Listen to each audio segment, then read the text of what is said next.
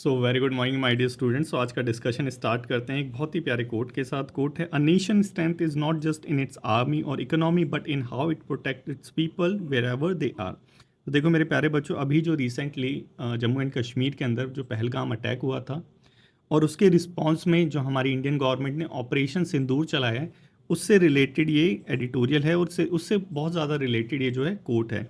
इस कोट में डायरेक्टली कहा गया है कि जो किसी भी नेशन की जो स्ट्रेंथ होती है वो उसकी आर्मी और इकोनॉमी तो होती है, लेकिन जो ग्रेटेस्ट स्ट्रेंथ होती है वो होते हैं उसके लोग।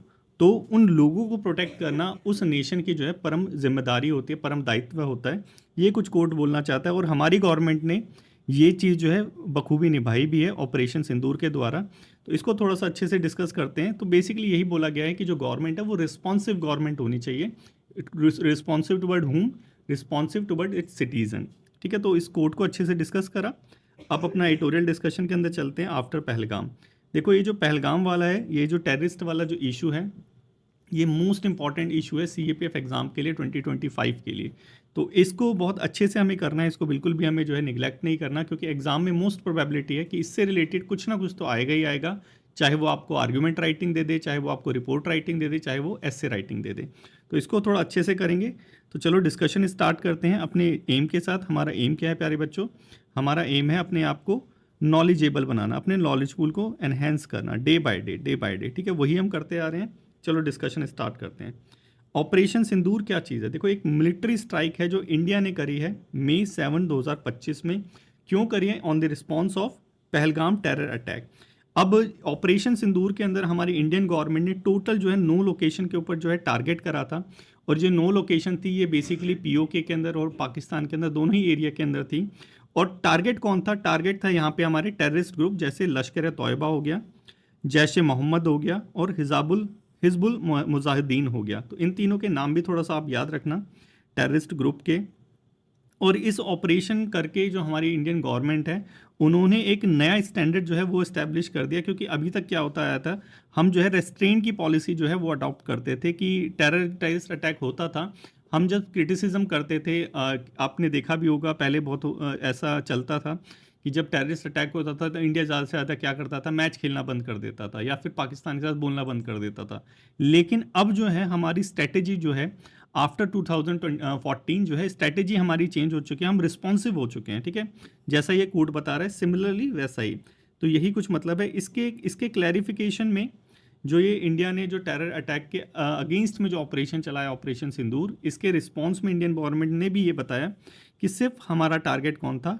टेररिस्ट थे, ना कि पाकिस्तानी लोग, ना कि पाकिस्तानी आर्मी। ठीक है, और ये चीज़ एकदम प्रूफ भी हुई है, क्योंकि आपने देखा होगा न्यूज़पेपर के अंदर ये आया था, यूएस डेजिग्नेटेड जो टेररिस्ट था वो जो है प्रेयर जो है वो दे रहा था जिनकी किलिंग हुई थी। तो डेफिनेटली ये क्या है, टेररिस्ट को ही टारगेट किया है। ये हमारे फॉरेन मिनिस्टर ने भी, सिकरी जी ने भी बोला था। ठीक है, अब आगे चलें। अब पाकिस्तान ने इसके रिस्पॉन्स में क्या किया? पाकिस्तान ने इसमें रिस्पॉन्स में ड्रोन्स और मिसाइल अटैक करा इंडिया के ऊपर। इंडिया ने भी काउंटर अटैक करा, ऐसा नहीं इंडिया जो है हाथ पे हाथ धरा बैठा रहा। इंडिया ने भी काउंटर अटैक करा, पाकिस्तानी जो एयर बेसिस थे, मिसाइल्स थी, यूनिट्स थी, उनको डिस्ट्रॉय कर दिया। और ये जो पॉलिसी है इंडिया की काउंटर रिस्पॉन्स की, मतलब काउंटर रिस्पॉन्स कैसा रिस्पॉन्स? ये रिस्पॉन्स होना चाहिए स्ट्रॉन्गर रिटेलिएशन, मतलब कि जितना सामने वाली पार्टी ने, सामने वाली कंट्री ने अटैक करा उससे दुगना जो है हम रिटेलिएट करेंगे। इसी पॉलिसी का नाम है क्विड प्रो क्वो प्लस। ठीक है, क्विड प्रो क्वो प्लस। तो इंडिया की ये जो स्ट्रेटेजी है क्विड प्रो क्वो प्लस की, इसके अंडर हमने पाकिस्तान को एक स्ट्रॉन्ग रिटेलिएशन, एक कह लीजिए करारा जवाब दिया। अब पाकिस्तान ने क्लेम करा, पाकिस्तान का जो क्लेम है, क्योंकि हमने कल देखा था कि जब जो न्यू एज ऑफ वॉर आ रही है, तो न्यू एज ऑफ वॉर के अंदर पहले जो ये जो टैंक्स वगैरह जाते थे, फाइटर जेट जाते थे, अब ये चीज़ होके चेंज होके ड्रोन्स और ये जो फेक न्यूज़ वगैरह ये सारी चीज़ चल गई है। सोशल मीडिया के ऊपर जो है फेक क्लेम करना, दूसरी कंट्री का जो है मोराले जो है वो डाउन करना, ये सब चीज़ें चल गई। और पाकिस्तानी ने इसी रिस्पॉन्स में क्लेम करा कि उसने 26 इंडियन जो साइट्स हैं उसको शॉट डाउन कर दिया, इंक्लूडिंग राफेल। और इंडिया ने इस क्लेम को डिनाई भी करा है कि ऐसा कुछ हुआ नहीं है, इवन इसका उल्टा ही हुआ है। तो ये जो चीज़ है ये कह लीजिए न्यू एज ऑफ वॉर के अंदर पाकिस्तान यूज़ कर रहा है। इसके रिस्पॉन्स में इंडिया ने एक मैसिव स्ट्राइक लॉन्च करा मई 10 को, जिसके अंदर हमने पाकिस्तानी जो मिलिट्री एयरफील्ड थी, डिफेंस सिस्टम थे, उनके जो मॉडर्न वो थे, उन सबको हमने वो ध्वस्त कर दिया। इसके अंदर हमने जो जो मिसाइल यूज़ करी उसका नाम भी थोड़ा पता होना चाहिए, जैसे ब्रह्मोस मिसाइल, स्कैल्प हैमर और स्पाइस 2000। ये जो मिसाइल्स है ये इंडिया ने यूज़ करी अगेंस्ट पाकिस्तान। हमारी कौन सी पॉलिसी थी? ये पॉलिसी थी क्विड प्रो क्वो प्लस, मतलब कि अगर सामने वाली पार्टी रिटेलिएट करती है तो हमारा जो रिटेलिएशन होगा वो और ज़्यादा स्ट्रॉन्गर होगा, और इसीलिए हमने ब्रह्मोस का यूज़ किया। अब जो क्योंकि अब दोनों तरफ से जो है वॉर चल रही है, तो इस वॉर को फुल स्केल वॉर में ना कन्वर्ट हो जाए, इसलिए हाई लेवल टॉक की गई। हाई लेवल टॉक के बाद फाइनली जो है 10 मई को सीज़ फायर डिक्लेयर कर दिया गया।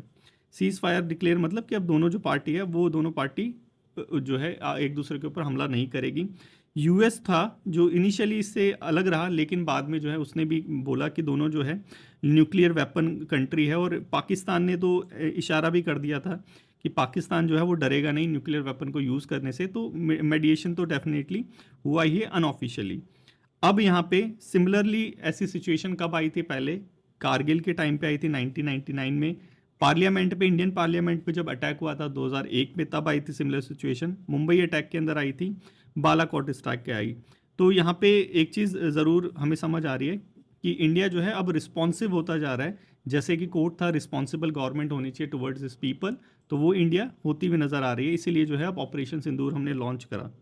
अब ये जो न्यू डॉक्ट्रिन है, इस न्यू डॉक्ट्रिन का नाम है न्यू नॉर्मल्स डॉक्ट्रिन, और ये जो डॉक्ट्रिन है किसके द्वारा लाई गई है? हमारे माननीय प्रधानमंत्री नरेंद्र मोदी जी द्वारा, ठीक है। तो ये जो न्यू नॉर्मल डॉक्ट्रिन है, इसके अंदर बेसिकली हमारे इंडिया ने डिक्लेयर करा कि जो पाकिस्तान दावा करता है कि न्यूक्लियर वेपन का यूज़ करेगा, हम इससे डरेंगे नहीं। और इसी का रिजल्ट है कि इंडिया ने जो है टेररिस्ट पे जो है अटैक करा ऑपरेशन सिंदूर के द्वारा, वो भी पाकिस्तान की कंट्री में, स्पेशली हमारी मिसाइल ब्रह्मोस से। तो यही सारी चीज़ है। अब उनकी स्टेटमेंट, अब जो इंडियन गवर्नमेंट की जो स्टेटमेंट है वो आपको पता होनी चाहिए कि टेरर और टॉक जो है साथ साथ नहीं चलेगी। पहले क्या होता है, टेररिज्म भी चलता था और हम टॉक भी करते रहते थे कि भाई इसको कम करो, मैच खेलना बंद करते थे, ये सारी चीज़ें। अब क्या, अब जो हमारी न्यू नॉर्मल्स डॉक्ट्रिन है उसके अंदर टेरर और टॉक साथ साथ नहीं चलेगा, टेरर और ट्रेड नहीं चलेगा, वाटर और ब्लड साथ साथ नहीं बहेगा, या तो ब्लड बहेगा या तो वाटर बहेगा। इसी का रिस्पॉन्स है कि हमने जो है इंडस वाटर ट्रीटी जो है टेम्परेरीली सस्पेंड कर दिया, क्योंकि हम परमानेंटली नहीं कर सकते, क्योंकि वो यूनिलेटरल विड्रॉ नहीं हो सकता, उससे बाईलेटरल ही विड्रॉ होगा। तो हम टेम्परेली हमने स्टॉप कर रखी है। अब डेफिनेटली इंडिया का जो प्लान होगा फर्दर, वो क्या, अपनी मिलिट्री पावर को इम्प्रूव करना, ताकि फ्यूचर में होने वाले एस्केलेशन से हम फास्टली और स्मार्टली जो है उसको टैकल कर पाएँ। अब बॉर्डर स्ट्रेटेजिक पिक्चर जो है वो थोड़ा सा हम देख लेते हैं। देखो 1998 से जो है इंडिया और पाकिस्तान दोनों ही जो है न्यूक्लियर पावर है। पाकिस्तान हमेशा जो है डराता रहता है कि वो जो है न्यूक्लियर वॉर में कन्वर्ट कर देगा, लेकिन फिर भी जो है इंडिया जो है डरता नहीं है उन जो कह लीजिए जो गीदड़ भपकी जो होती है उनसे। इसीलिए हमने 2016 में स्ट्राइक करी थी, सर्जिकल स्ट्राइक, 2019 में बालाकोट स्ट्राइक करी थी, और 2025 के अंदर अब ये ऑपरेशन सिंदूर किया। तो इंडिया जो है ये जो पैटर्न जो पाकिस्तान यूज़ कर रहा है उसको कहीं ना कहीं ब्रेक करने की कोशिश कर रहा है, और ये जो सारी चीज़ें हैं ये रिस्पॉन्सिव स्ट्रेटेजी के अंदर आती है। रिस्पॉन्स हम बहुत स्ट्रांगली करते हैं पाकिस्तान का।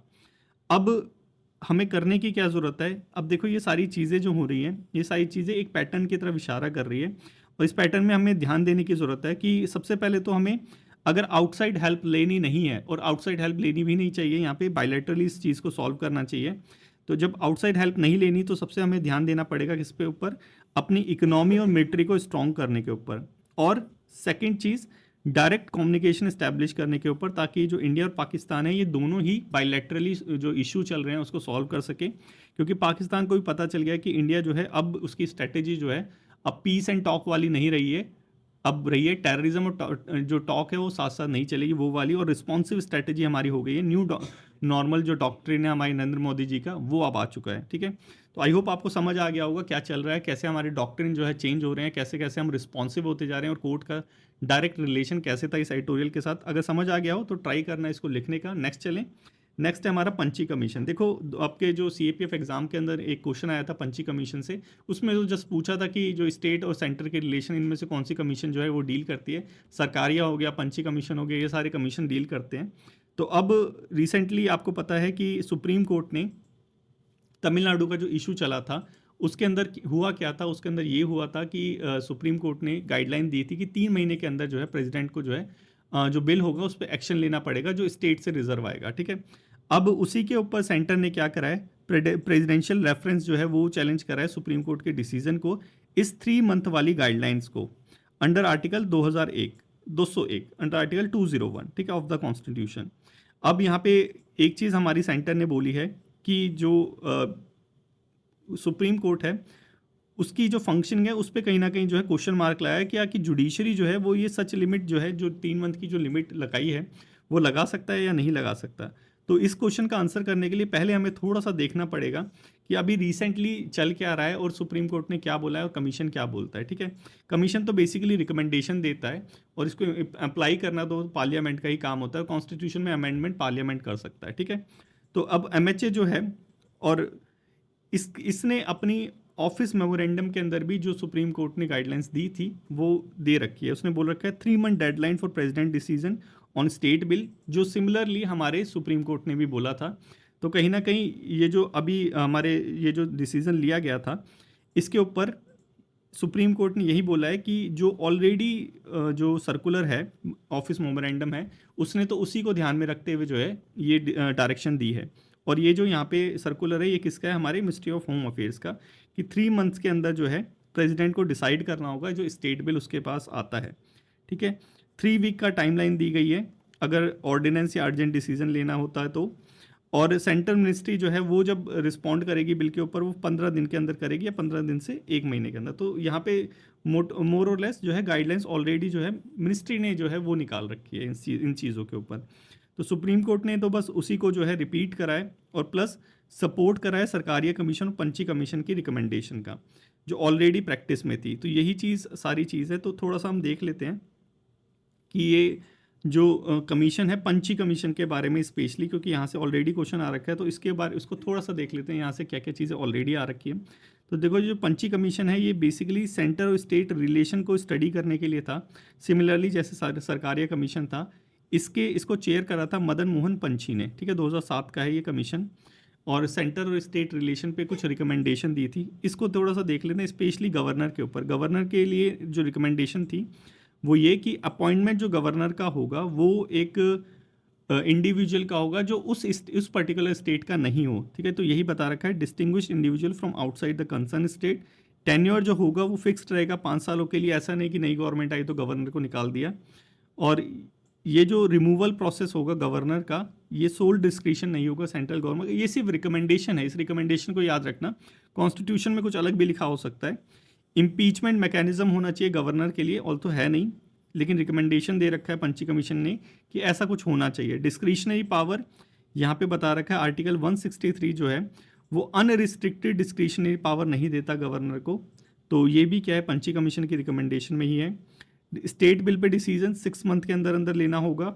और नॉन कॉन्स्टिट्यूशनल रोल जो है वो बता रखा है यहाँ पे, governor should not hold extra constitutional position. मतलब कि जो गवर्नर है वो जैसे चांसलर हो गया किसी यूनिवर्सिटी का, ऐसी जो एक्स्ट्रा कॉन्स्टिट्यूशनल जो पोजीशंस हैं उसको होल्ड नहीं करेगा। ये पंची कमीशन की रिकमेंडेशन थी। तो थोड़ा सा समझ आ गया कि पंची कमीशन ने गवर्नर के बारे में क्या क्या रिकमेंडेशन दी है, क्योंकि ऑलरेडी सीएपीएफ के अंदर पंची कमीशन से एक क्वेश्चन आ रखा है। तो थोड़ा सा गवर्नर का इशू चल रहा है, तो गवर्नर के बारे में क्या क्या रिकमेंडेशन है, और लक्ष्मीकांत के अंदर भी ये दे रखा है। तो ये हमने थोड़ा सा देख लिया। अब आप क्या करना है, इस क्वेश्चन को अटैम्प्ट करने की कोशिश करना, क्वेश्चन नंबर 1। अब देखो तुर्की ने, आपको पता है कि जो पाकिस्तान का सपोर्ट करा काफ़ी, अब ये जो वॉर हो रही थी, तो हमारी आईआईटी रुड़की ने उसके साथ कुछ मेमोरेंडम ऑफ अंडरस्टैंडिंग साइन हो रखा होगा, वो जो है विड्रॉ कर लिया, कैंसिल कर लिया उसको तुर्की यूनिवर्सिटी के साथ। तो थोड़ा सा न्यूज़ में था तो पता होना चाहिए। नेक्स्ट चले एनवायरमेंटल क्लियरेंस। अभी सुप्रीम कोर्ट ने एक अपनी रूलिंग में बोला है कि ये जो एक्स पोस्ट फैक्टो जो क्लियरेंस मिलता है, मतलब कि पहले प्रोजेक्ट कर लिया, प्रोजेक्ट बनाने के बाद जो है एनवायरमेंटल क्लियरेंस जो ले रहे हैं वो एकदम इलीगल है। और एक्चुअल में ये है ही इलीगल कि जो एनवायरमेंटल इम्पैक्ट असेसमेंट होता है, आप सभी को पता होगा, बहुत इंपॉर्टेंट टॉपिक भी है ये यूपीएससी के अंदर। तो ये जो एनवायरमेंटल इम्पैक्ट असेसमेंट होता है, इसी के अंदर जो है एक चीज़ है कि क्लियरेंस लेना होता है किसी भी प्रोजेक्ट से पहले, ताकि क्लियरेंस किस चीज़ का होता है कि एनवायरनमेंट को जो है कितनी हानि हो रही है या फिर उसका कंपनसेशन है, वो सारी चीज़ें उसके अंदर रहती है।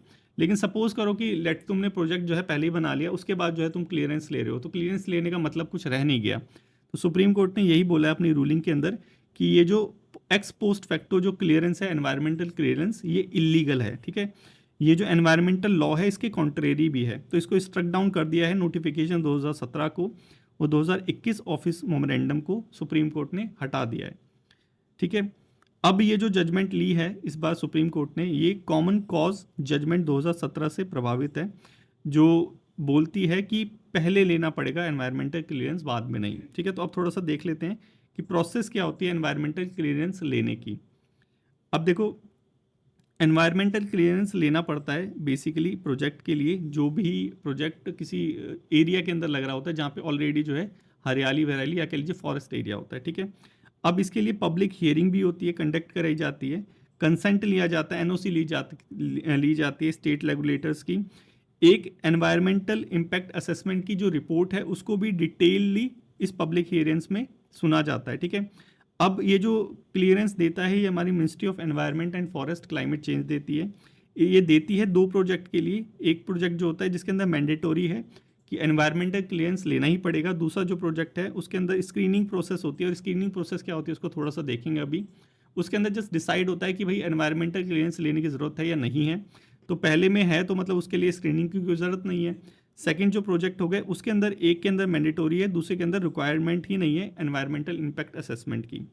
अब ये जो सारे डॉक्यूमेंट है, पब्लिक हियरिंग वगैरह, ये रिपोर्ट हो गई एनवायरमेंटल इम्पैक्ट असेसमेंट की, ये सारी फिर अप्रेजल कमेटी के पास जाती है, अप्रेजल कमेटी अंडर मिनिस्ट्री, और फिर हमारी जो मिनिस्ट्री है कमेटी के बाद वो इस पर डिसाइड करती है कि अप्रूवल देना है या नहीं देना। तो ये सारा प्रोसेस होता है, आई होप समझ आ गया होगा। स्टेप्स थोड़े पता होने चाहिए, किन किन कैटेगरी के लिए जो है ये मैंडेटोरी होता है, किन के लिए जो है रिक्वायरमेंट नहीं होता है एनवायरमेंटल इम्पैक्ट असेसमेंट।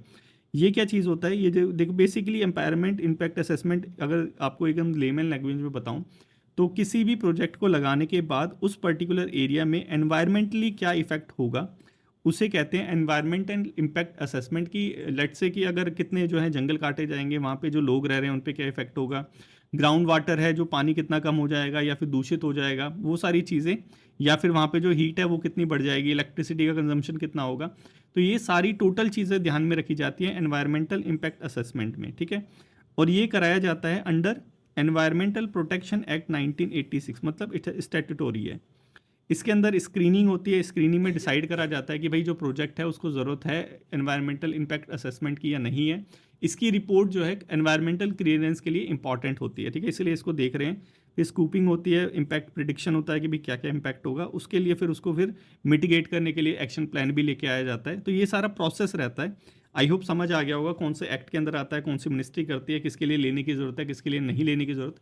यही सारी चीज़ें हमें ध्यान में रखनी है अपने प्रीलिम्स के लिए। क्वेश्चन नंबर 2 है, इसको ट्राई करना अटैम्प्ट करने का।